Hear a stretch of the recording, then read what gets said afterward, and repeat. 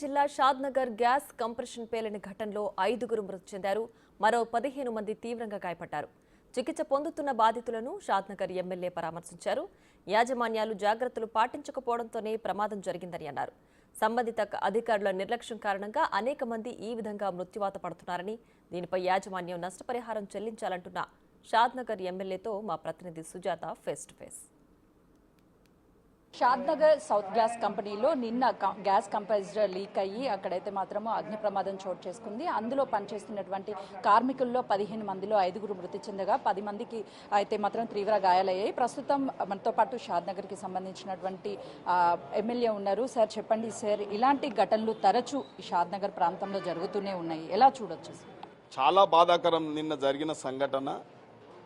కార్మికుల జీవితాలతో చెలగాట మారుతూ ఉన్నారు ఇండస్ట్రియల్ వ్యాపారవేత్తలు. కాబట్టి ముందు జాగ్రత్త చర్యగా ఏదో ఒక సంఘటన జరిగినప్పుడే సంబంధిత అధికారులు కానీ అందరం కానీ స్పందిస్తున్నాం తప్ప వారి అక్కడ వాళ్ళ యొక్క సేఫ్టీ మెజర్మెంట్స్ ఏర్పాటు చేయడం కానీ, కార్మికునికి సంబంధించినంత వరకు ముందు జాగ్రత్త చర్యలు కానీ, ఒక ప్రమాదం సంభవిస్తుంది అనే ముందు తెలిసినప్పుడు కూడా దాన్ని నివారించడంలో కానీ, ఆ యొక్క ఇలా కెమికల్ ట్యాంకులు కానీ ఇంకా వేరే ప్రమాదపూర్వమైన కెమికల్ ట్యాంకులు కూడా పేలుతాయని తెలుసు కూడా వారి యొక్క ఆ పరిమితి అంటే ఆ యొక్క ట్యాంకు 10 ఏళ్ళు పనిచేస్తుందంటే దాన్ని 20 ఏళ్ళు నడుపుతూ ఉన్నారు. కాబట్టి అది పేలే వరకు కూడా నిర్లక్ష్యం చేస్తూ ఉన్నారు ఇండస్ట్రీలు. కాబట్టి ఎన్నో చిన్న చిన్న ఫార్మా ఇండస్ట్రీలలో కానీ, ఫర్నస్ ఇండస్ట్రీలలో కానీ ఇవన్నీ కూడా సేఫ్టీ మెజర్మెంట్ తీసుకోవడం లేదు. కాబట్టి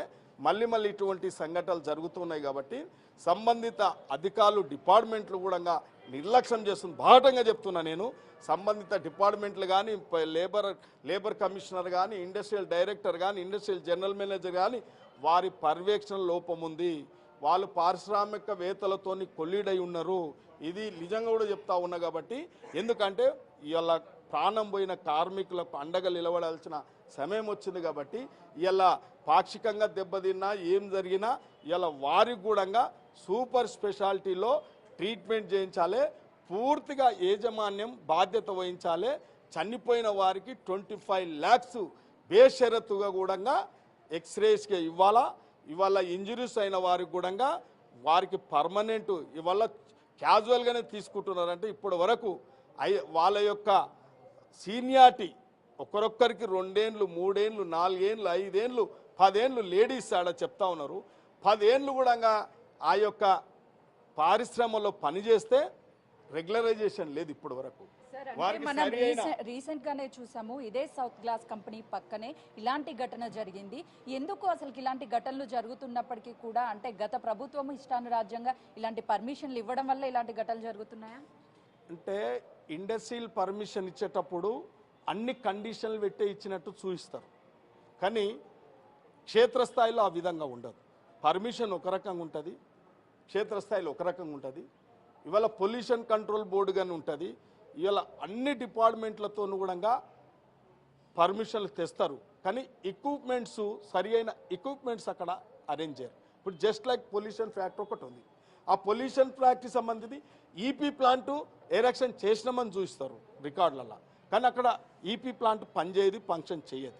ఇవి ఎన్నో ఉన్నాయి అటువంటివి. నేను ఎన్ని చెప్పంటే ఇక్కడ స్పాంజరైన్ ఫ్యాక్టరీలు ఉన్నాయి, ఒక 10-15 స్పాంజరైన్ ఫ్యాక్టరీలు ఉన్నాయి. పొల్యూషన్ ఈపీ ప్లాంట్ అంటే ట్రీట్మెంట్ ప్లాంట్ పెట్టినామని చూపిస్తారు. కానీ ఎక్కడ ట్రీట్మెంట్ ప్లాంట్ పనిచేయాయి.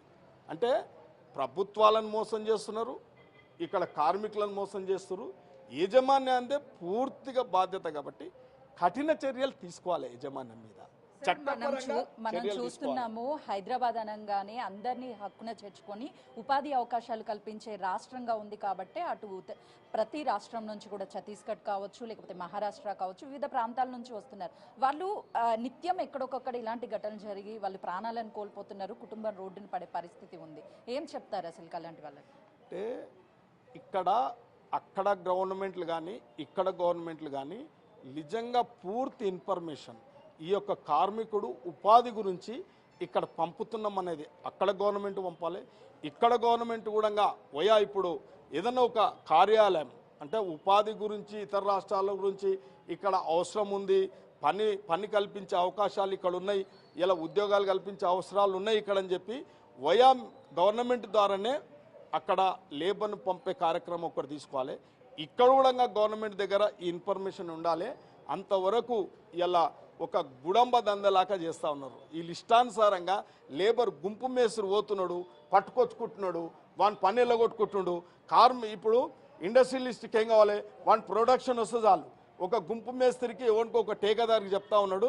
ఈ టేకదారు అనేటోడు ఎవరినో పట్టుకొచ్చి ఆగమాగం చేసి ఒక సరి అయిన ఇన్ఫర్మేషన్ ఎవరి దగ్గర ఉండలేదు. కాబట్టి ప్రభుత్వాల దగ్గర కూడా వీరి యొక్క పూర్తిగా అన్ని విషయాలు అన్ని వివరాలు ప్రభుత్వం దగ్గర ఉన్నట్టు ఉంటేనే ఇటువంటి అవకాశం ఇవ్వాలి. లేకపోతే ఇండస్ట్రీల పని చేసుకోవద్దని కూడా ప్రభుత్వాలు ఆ రకంగా కూడా పనిచేసినప్పుడే ఇవి నివారించగలుగుతాము.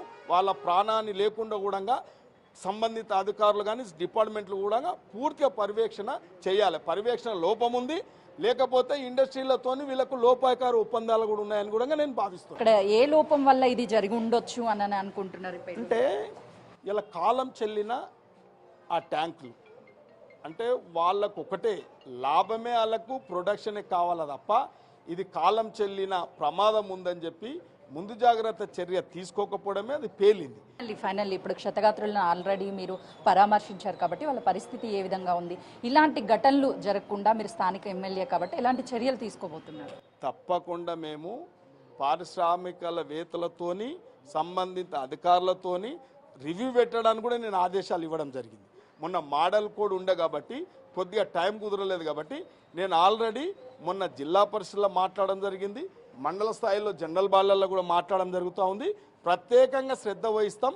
దీనికి పత్రికా సోదరులు కూడా సహకరిస్తారు, స్థానిక లీడర్లు కూడా సహకరిస్తారు. త్వరలోనే ఎక్కడ మండలానికి అక్కడ ప్రికాషనరీగా కొన్ని జాగ్రత్తలు తీసుకోవడానికి మేము చేయగలిగింది. మినిమం వేజెస్ ఇవ్వగలుగుతాం, ఏదైనా రెగ్యులరైజేషన్ చేపించగలుగుతాం. ఆ కార్మికునికి కొద్దిగా జీవిత భద్రత కల్పించడానికి పూర్తిగా పనిచేస్తాం మేము రేపు రాబోయే కాలంలో.